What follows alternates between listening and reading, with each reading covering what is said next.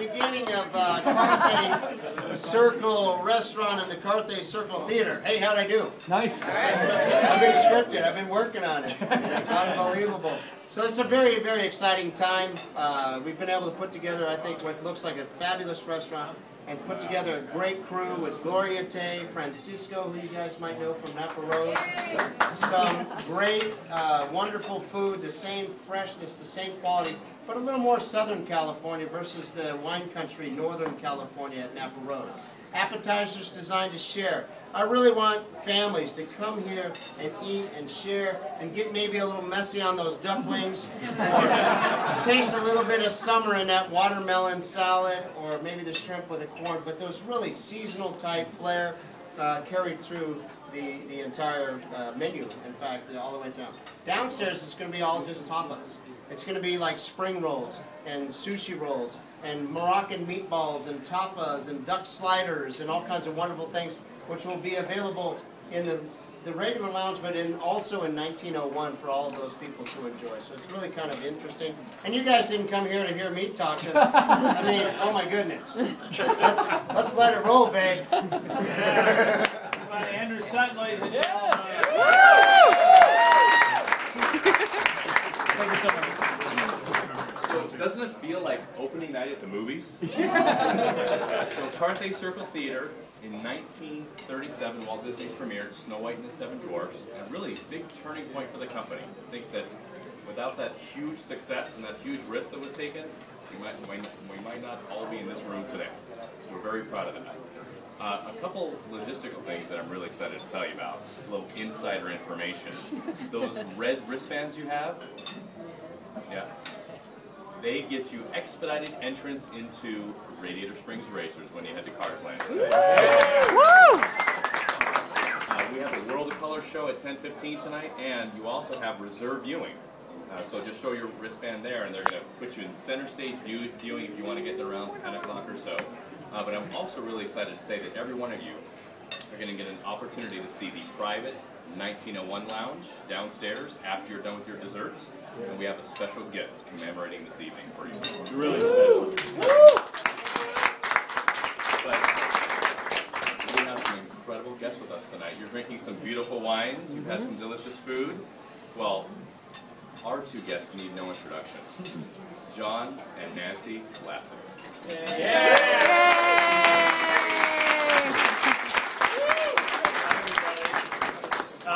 For those who don't know me, I am the Chief Creative Officer of the Walt Disney and Pixar Animation Studios. I keep my day job to pay for her day job. The Lasseter Family Winery.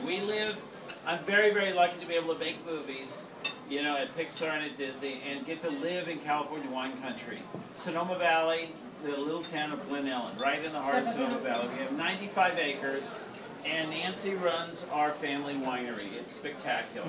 And we set out to make wines, the kind of wines that we like to drink, in exactly the same way that at Pixar and Disney, I make the movies I like to watch. And so it's a very personal, you know, approach. And as you've had all of, you know, some of the wines tonight, they're all French-style blends. And Nancy's going to tell you about the wines in the winery, but we're very, very happy and proud that you guys are here. This is a special night. Thank you for your generosity for the children's charities. And we're so excited. I cannot wait for you to see Cars Land. But before that, you got to get lubricated.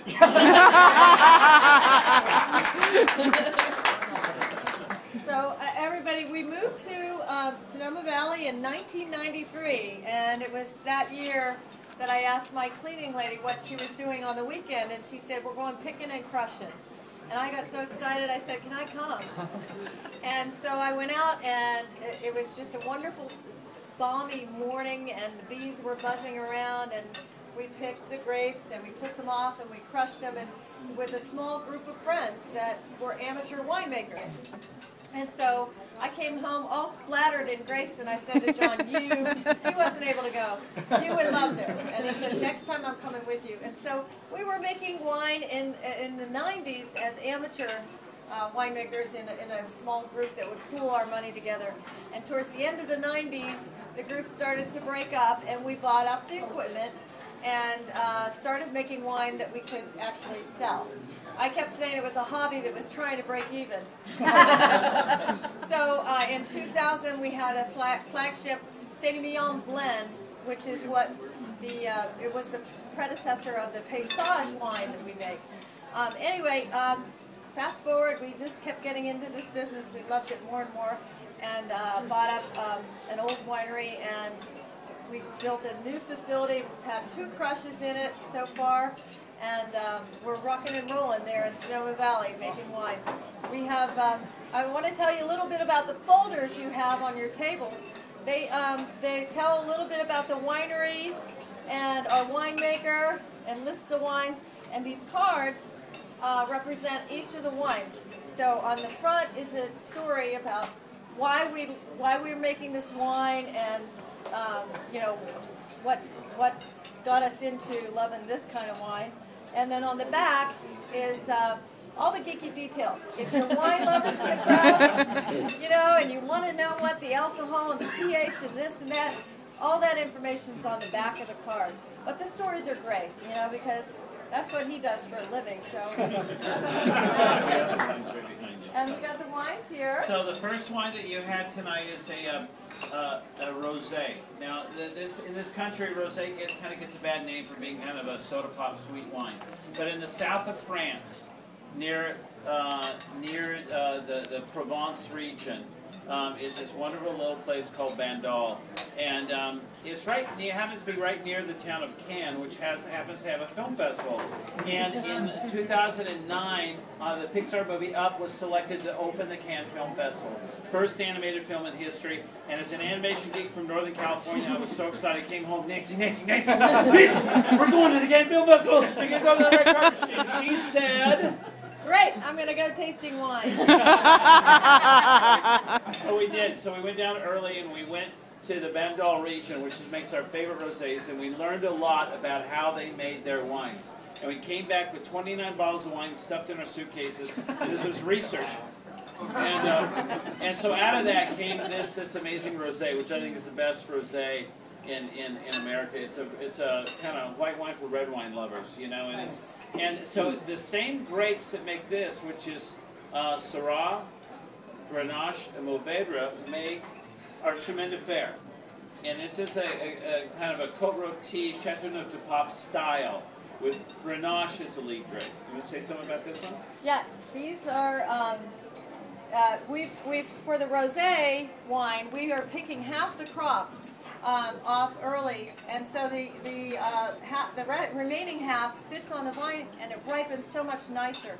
So our rosé wine actually makes this one an even better wine. All of our grapes are grown on our estate, and we farm organically because it's the way to go. We think it makes a better wine, and it's the right thing to do. And so we have control over all of the vineyards, and this wine is really well balanced. This is a wine that sort of is easy to have with any type of food. This is my favorite wine. We run through this at our home pretty quickly. It's my wife. And I got to the point where she was saying, "You're drinking the inventory." And what did I say to you? Tell them, no, I said, we're almost out of it. Really, you should pick another one of the wines. And he said, no, if we're almost out of it, tell them you got to get a case down here at the house. Because I said, John, you're drinking the inventory. And he said, tell them I'll pay for it.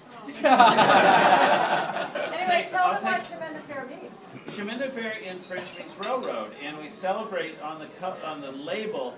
And we have different paintings on each label. This one represents a steam train that was owned by the great Disney animator Ollie Johnston.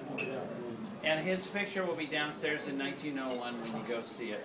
He was my mentor. He taught me a lot about animation and character and storytelling. He meant a lot to me. And so he was also one of the 2 animators that was interested in railroads, Ward Kimball being the other one. They're the ones that got Walt Disney interested in railroads, and his interest in railroads led to Disneyland. They say it all started with a mouse. That's true for the company, but Disneyland, it all started with the trains. And so he had this special steam train called Marie E. running at his vacation property in Julian outside of San Diego. And so Nancy and I ended up buying the train. And so we have it now running up at through the vineyard of the Syrah grapes, and so that's why it appears on this label to honor Ollie and everything. It's great. And so the next wine was our flagship wine, which is the one we started with. It's our Saint-Emilion style Bordeaux blend, which is Merlot is lead grape. Merlot, Cabernet Sauvignon, Cabernet Franc, and Malbec are in this. And we knew that Merlot needed to be the lead grape because a lot of people in this country are consuming the wine within 24 hours of purchase. So we think if you drink a cab too young, you're cutting it off at the knees. So we have Merlot as the lead grape, which makes it approachable at a young age. Yet there's a good amount of Cabernet Sauvignon in it to make it cellarable and have the longevity. There's also quite a bit of Malbec in this blend. It's a particular grape that has a very inky color and velvety mouthfeel, and so there's quite a bit of that in this. And we discovered the Malbec when, Nancy? On our honeymoon. There you go. Which leads to our fourth wine, which is called Amaro, which means lovers. And this is a unique type of blend because we love Malbec so much. We wanted to do a Malbec-based blend. Right, and so all of the Bordeaux wines are on French oak mostly, a couple of European other oak barrels, but for 18 to 19 months they're on the barrel. And so they're a nice big wine. They want to be with food, both the Paysage and the Amaro. And our winemaker has got it down. We keep all the varietals separate for the first half of the barrel, or the aging process, so that we can get our head around what each varietal is doing with each barrel, because certain cooperages, they're the barrel makers, are better for other varietals. And so then we blend them together so that the second half of the barrel life, they have that time, the flavors have the time to integrate. So that's how we're doing it. A lot of people are asking me how my role in the winery. Nancy really runs the winery, the day-to-day operations with winemaker Julia. And so the one thing that I love being a part of is that blending, which is, it's really, it's like art. It's like so creative. And it's really interesting, you guys, how vastly different 1 percentage point of a particular amount of wine, a particular varietal, will change the flavor. We also have in each varietal is kept separate, as she said, half the life. And it's also, we have up to 2 to 4 different types of barrels for each varietal. And then of that, we only have 35 to 45% is new barrels every year. Then they go, then a certain percentage is put into second year, third year, and fourth year barrels. So you have a lot of separate components to work with when you're blending, and it's all part of the creativity of the, and that's why we love the blended style of winemaking. So we're in Glen Ellen. You should come visit the winery sometime. We have VIP little wine tastings. We also have a wine club we just started, and they'll be coming around towards the end of your dinner with little things you could fill out if you're interested in becoming a wine club. There's an awesome website, and it tells our story, and you can see all about the wines and learn about upcoming events and so on. But I'm really proud of Nancy. I always say that I'd much rather be known as John and Nancy than John Lasseter. So I'm really proud of her. I always say that this is her movie, these wines, and so they're very, very good. So, and I promise I won't drink the inventory. I'll leave some for you guys. Yeah, and if you decide that you want to come and visit the winery, please call for an appointment, because we do tastings by appointment only. And plan ahead. and for those who haven't seen it yet, enjoy Cars Land. This has been a labor of love for 5 years, and it is myself and all of the Imagineers working on this park, wanted to elevate this park into the theming and storytelling like Walt Disney created with Disneyland, and this restaurant is a big step in that direction to have something so special. This is the highest end restaurant. Carthay Circle Restaurant is the highest end kind of food restaurant inside of any Disney park, and we have it here in Disney California Adventure. It's so special. And I think when you see Buena Vista Street and all of the stuff, it's just going to really, finally, Disney California Adventure is going to be at the same level of all the other Disney parks, and we're so proud of it, and we look forward to you guys seeing it. And thank you so much for your generosity in supporting these children's charities. And we really, really thank you. And enjoy the rest of your meal. I'm sorry, a lot of you are... Ladies and gentlemen, John and Nancy.